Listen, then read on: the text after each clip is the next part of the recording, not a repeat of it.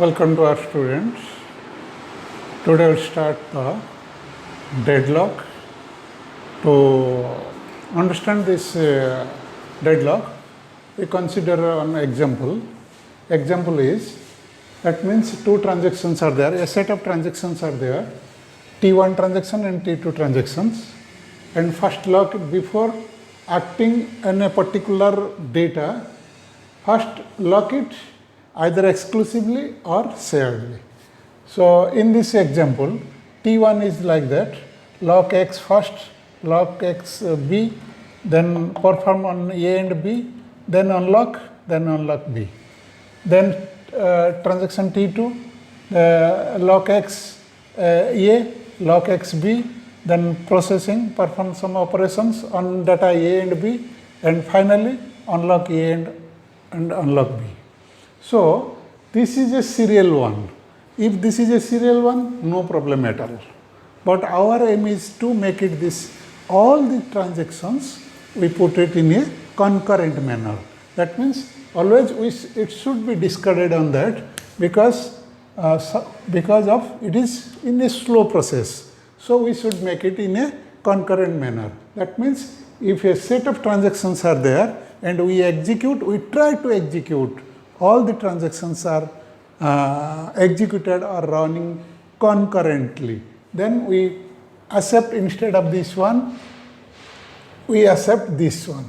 So in this case, lock T1 and T2, lock XA, lock XA, lock XA means transaction T1 now exclusively lock on A. Then lock is granted by the concurrence control manager. First, data A is logged. This is logged. Then lock XB, this B. Now first instruction, then come to this second instruction. This lock XB, this is also logged. That will be logged by your concurrency control manager. Granted. These two are logged. No one can, other outside transactions can use this one. Only that transaction who is locking that can access this one. Then lock XB, that means it was locked by the T2, now it is lock XB. That means this transaction T1 is waiting for T2 because B is logged by B item, data item B is logged by T2, and this, whenever someone, this T1 transaction wants to lock it exclusively on B, this transaction T1 is waiting for the transaction T2 is to be released. So after this release of this, before it is not unlocked, so now this is waiting for this. T1 is waiting for this. T1 is waiting for T2 for data item B. Then come to this one. That means T1 is waiting for to release the lock on B, because this B is previously it was locked by T2. Again come to this one, lock of XA. This again, this A is locked by transaction T1. That means T2 is waiting for T1. So this is a deadlock. And some other instructions after that, after some instruction, then we will not write into this one. So this is a deadlock position. That means T1 wants to execute first, T2 wants to execute first. So who will execute first? Nothing. So that is a deadlock position. So this is a cycle. This one and this one. It is a cycle of a transaction waiting for lock to be released. Is called the deadlock. So this is if it is a cycle in a directed graph, it is a deadlock. So finally, we say a system is said to be deadlock state if there exists a set of transactions. It may be two transactions, it may be more than one transactions. A system is said to be deadlock state if there exists a set of transactions T1, T2, T1, T2, T3, Tn. There exists a set of transactions such that every transaction in that set, this is a set of transactions, every transaction of that state is waiting for another transaction in that state, in that set. That is called as the transaction. So there are two methods for dealing with the deadlock problem. One is deadlock prevention, deadlock how to prevent, that is deadlock prevention. Another is your deadlock detection. Now we start with this deadlock prevention protocol, which ensures not to enter into a deadlock state. That is our main aim. We start it. Now start with this deadlock prevention protocol. So within this deadlock prevention protocol, how to prevent this, not to make this not enter into a deadlock. We make a system in such a manner that the system will not enter into a deadlock. That means that is the prevention of this deadlock. So instead of this detecting the deadlock, so we try to not to enter into a deadlock system, deadlock state. A system is not enter into a deadlock system. That means the prevention, deadlock prevention. So we make it a protocol within that. So we can use the deadlock prevention protocol to ensure the system will never enter into a deadlock state. So that is most important on that. So there must be a technique, we should adopt this one. So we can make it a priority. So we make the number of transactions are there, transaction T1, T2, T3, we make it the priority of this T1, T2, T3. Accordingly, we do it during this execution of these transactions. So we can prevent this deadlock by using the priority, by using a priority and ensuring that the lower priority transactions, this is one priority, this is another priority, another lower priority transactions are not allowed to wait for higher priority. Suppose this one is lower and this is higher. So it is not wait for T2. T1 is not wait for T2. So that is the important. So how to, we make it a priority of this T1, priority of T2 and priority of T3 like that. So how to assign this priority to T1 transaction, priority to T2 transaction, priority to T3 transaction. So we should consider another new term that is called as a timestamp. Timestamp. This is timestamp. To assign the priority to each transaction. So we have to give each transaction with a timestamp when it is start off. So lower timestamp makes the higher transactions priority. That means the oldest transaction is the highest priority one. So by using this timestamp technique, two different deadlock preventions are there. Two different deadlock preventions schemes have been proposed. So that is wait die scheme, and another is wait wound scheme. Wait die scheme and wound wait scheme. Two schemes are there to prevent the deadlock. Two schemes are proposed. One is the wait die scheme, another is wound wait scheme. Two important schemes are required to prevent this deadlock and not enter into a deadlock. A system is not enter into a deadlock. We should adopt any one scheme, either this one, this scheme or this one scheme. Okay, then we start with this. Now this two schemes are there. One is the weight die scheme, another is your wound weight scheme. These two are proposed to prevent the deadlock. It ensures not to enter into the deadlock state. Not the system is not enter into a deadlock state. Two schemes, we accept this, weight die scheme and wound weight. These two are just reciprocal of this, counter. So first we consider this weight die scheme. Suppose it is a non-preemptive technique. This weight die scheme is a non-preemptive technique. Let us understand these things. Set of transactions are there, T1, T2, T3 transactions. So we consider the priority of this transaction by giving the timestamp.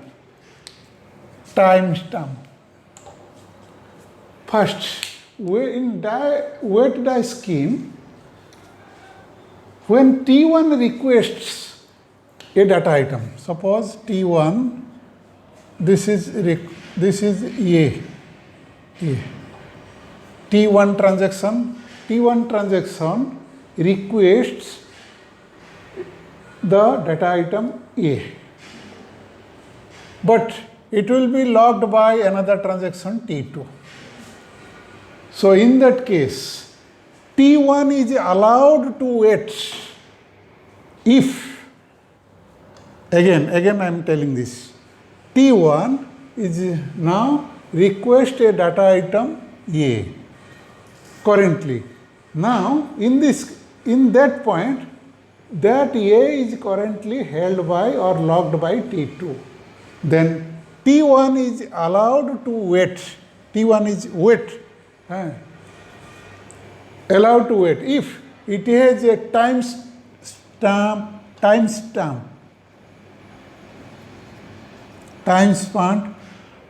less than timestamp of T2 of T1 is less than the timestamp of T2. So otherwise, if it is less than, then T1 has to wait. Otherwise, if it is greater than, T1 is rolled back. Roll back means it will die. First, this T1 wants to enter into or request a data item A. But if the timestamp of this T1 is less than this timestamp of transaction T2, then it will wait. T1 will wait. Otherwise, T1 will roll back. That means it will die. Unnecessary it will do these things. So consider one example. Example is, suppose 3 transactions are there with timestamp 5, 10 and 15 respectively. Suppose T1, if T1 requests T2,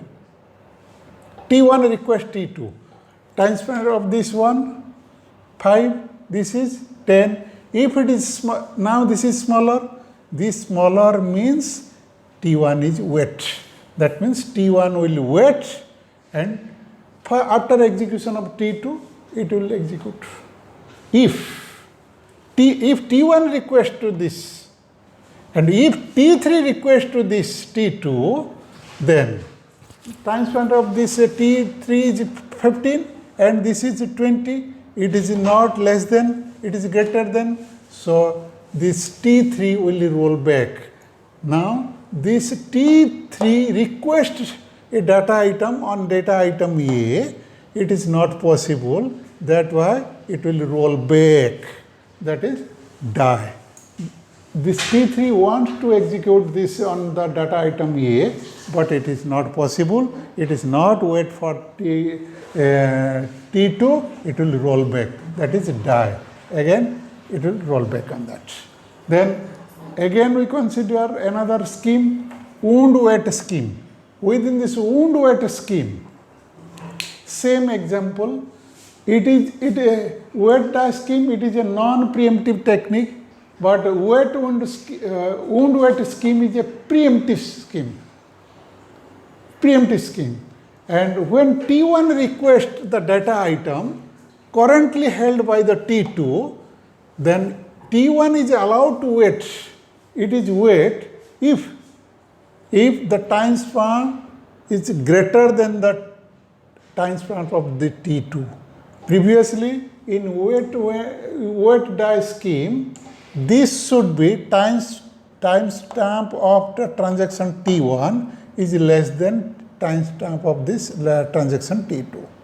In case of a wound wait scheme, timestamp of stamp of T2, T1, in this case is less than T2 in case of your wait die.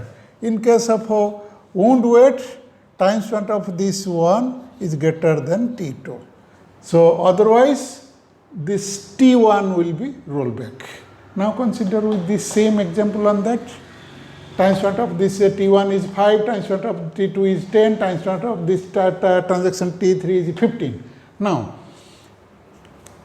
whenever this T1 requests a data item which is held by the T2, this is greater than this one, but it is not less than.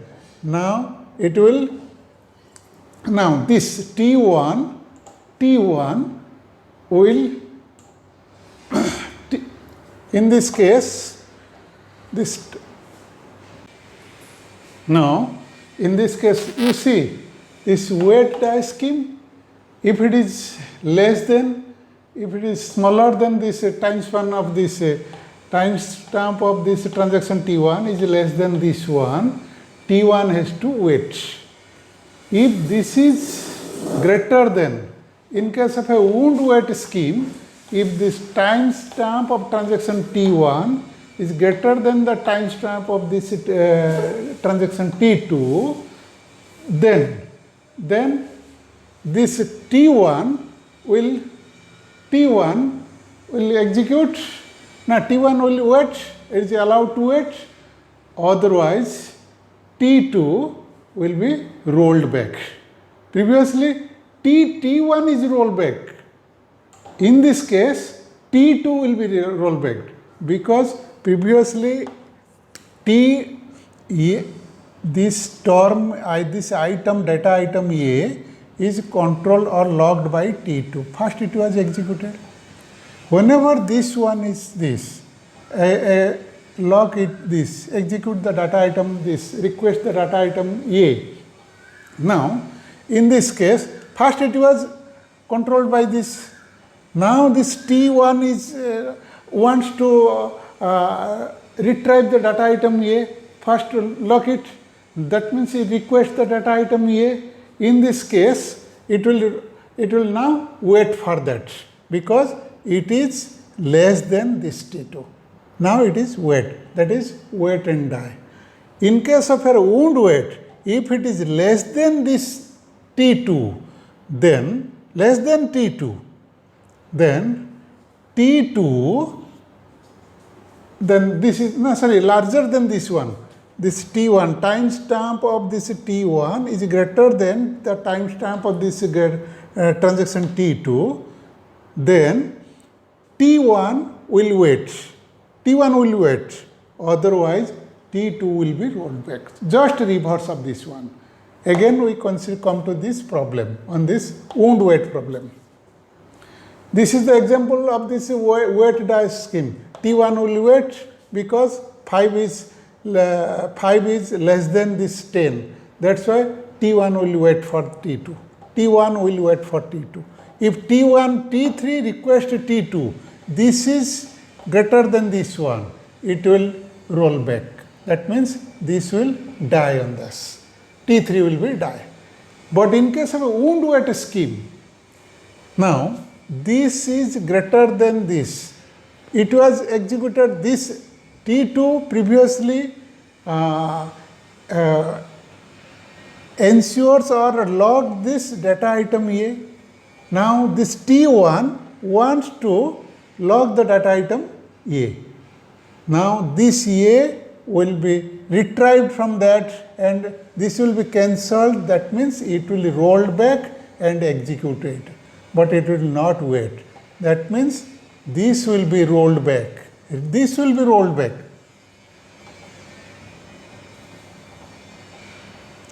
T2 will be rolled back, it will not wait. Then, in this case, if T3 requests T2, this is greater than this one, this is greater than this one.